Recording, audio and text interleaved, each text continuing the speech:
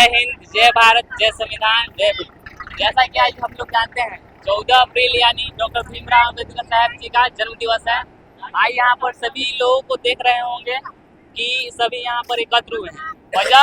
वजह है 14 अप्रैल यानी डॉक्टर भीमराव साहब अम्बेडकर जी का आज जन्म दिवस है। आप सभी लोग जानते हैं कि जितने भी दलित पिछड़ा वर्ग जाति के लोग आते हैं उन लोगों के लिए भगवान माने जाते हैं। तो यहाँ पर उपस्थित जितने भी लोग हैं वहाँ से कुछ बातें करेंगे और पूछेंगे कि क्यों उन्हें भगवान माना जाता है, क्या मतलब क्या किया था, उसके बारे में कुछ जानेंगे। आइए।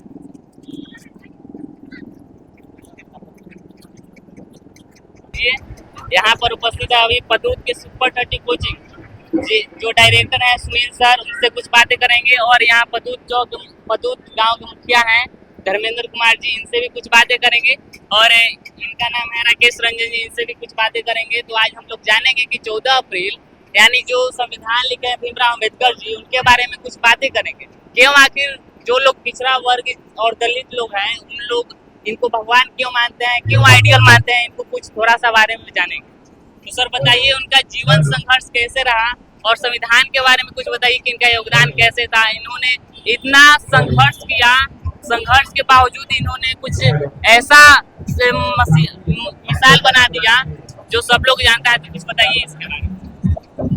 डॉक्टर भीमराव अम्बेडकर बहुत ही अच्छे व्यक्तित्व वाले विचार से रखते थे, लेकिन इनको एक सपना था कि हमको स्कूल जाकर के पढ़ना है। स्कूल में जाके पढ़ते थे, लेकिन इनको पढ़ने का अधिकार बेंच से बाहर, क्लास से बाहर बैठ करके वेट करना पड़ता था। घारा के पानी वहां रखा रहता था, तो घारा के पानी सब बच्चा छू सकता था, लेकिन छू भी नहीं सकते थे, उसको पी भी नहीं सकते थे इनको। तो बहुत कष्ट करके डॉक्टर भीमराव अम्बेडकर जो है आगे जीवन में बढ़े हैं। क्लास में सभी बच्चों के लिए अलग स्थान, इनके लिए अलग स्थान था भीमराव अम्बेडकर के लिए। तो ये चीज सारी विषमताओं को देखते हुए आज जो है ना इन्होंने एक संविधान लिख डाला। इस तरह के जो संविधान लिखा कि सब लोगों की हक की बात करता है, सबके समानता के अधिकार का बात करता है। इसीलिए डॉक्टर भीमराव अम्बेडकर को हम लोग ऋणी हैं, बहुत ज्यादा ऋणी हैं। ऐसे ऐसे महापुरुष जो होते हैं युगों युगों में जन्म लेते हैं, युगों युगों में नाम करते हैं। खास करके ये जो जिस तरह से बहुजनों की बात की है, अल्पसंख्यकों की बात की है, और ये नहीं कि सिर्फ बहुजनों की बात की है और अल्पसंख्यकों की बात की है, इन्होंने सभी सबके समानता के अधिकार दिलाने का काम किए। और इसीलिए आज हम भीमराव अम्बेडकर के ऋणी है और ये हमारे लिए पूजनीय है। Thank you sir. चलिए अभी के बारे में कुछ बात कर लेते हैं। जो पदूत गांव के मुखिया हैं उनसे भी कुछ बातें कर लेते हैं आज के दिन के बारे में। 14 अप्रैल को भीमराव अम्बेडकर की जयंती में हम लोग मनाते हैं और कहना है कि उन्होंने 32 डिग्री विदेशों से लाए थे, तो पर भी भारत में उनको छुआछूत के बीमारी के अनुसार उन्हें अलग रखा जाता था। जब उनके खाना टेबल पर रहता था तो लोग अलग हो जाते थे और अलग दिशा में खाना खाते थे। इसलिए यही कहना है हमें कि उनके विचारों को समझना, उनके अधिकारों को समझना। हम लोगों को जो भीमराव अम्बेडकर दे के गए हैं, उनके पास 3 PhD का डिग्री था, 2 अर्थशास्त्र से और 1 लॉ से। तो पर भी भारत के जो भी पखंडवाद कहिए उसको, चाहे ब्राह्मणवाद कहिए, चाहे मुनिवाद कहिए, ये लोग कभी उनको आगे नहीं बढ़ने दिया। और समानता को अधिकार दिलाने के लिए हमारे भीमराव अम्बेडकर जी ने ये पानी का जो बोतल है हम लोग पी नहीं सकते थे, देख सकते इसको पी नहीं, इसका अधिकार हमको 20 मार्च 1927 को हमको भीमराव अम्बेडकर जी ने दिलवाए थे। और उसी समय से हम लोग एक पानी पीने का अधिकार हम लोग को प्राप्त हुआ। और जो भी बच्चियां नहीं पढ़ती थी उनको पढ़ने का अधिकार, समानता का अधिकार, बैठने का अधिकार भीमराव अम्बेडकर जी ने दिलवाए थे। बस इसी बात के साथ अपना वाणी को पूरा करते हैं। जय भीम।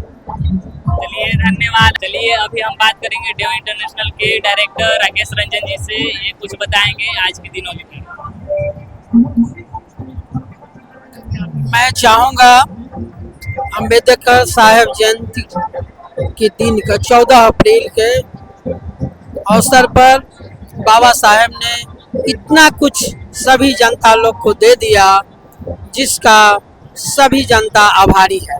खासकर स्टूडेंट लोग जो देश के भविष्य हैं, जो आगे बढ़ना चाहते हैं, अपने तकदीर को लिखना चाहते हैं और लिखने का उनके पास मात्र एक साधन है, पेन यानी कलम।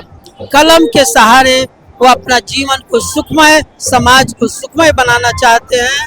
और इसी सब संदेश को ध्यान में रखते हुए मैंने एक स्कूल का संचालन किया, देव इंटरनेशनल स्कूल, जिसमें संविधान के तहत, आरटीई के तहत बच्चा को निःशुल्क शिक्षा दी जाती है और कम खर्च में बच्चे को अधिक से अधिक शिक्षा उपलब्ध कराया जाता है।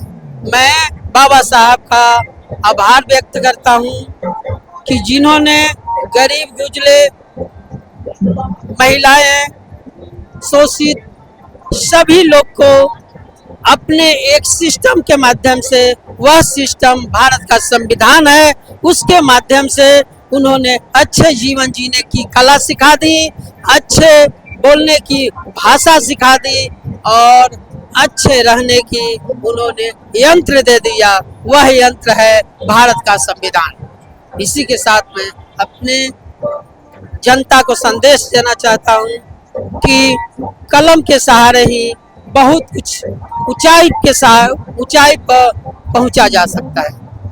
ओके, चलिए ठीक है। अभी हम लोगों ने इन लोगों से बातें कर जाना कि किस तरह से डॉक्टर भीमराव अम्बेडकर संघर्ष करके और अपना जीवन यापन करके जितने भी लोग उपस्थित हैं उनका भविष्य तय किया।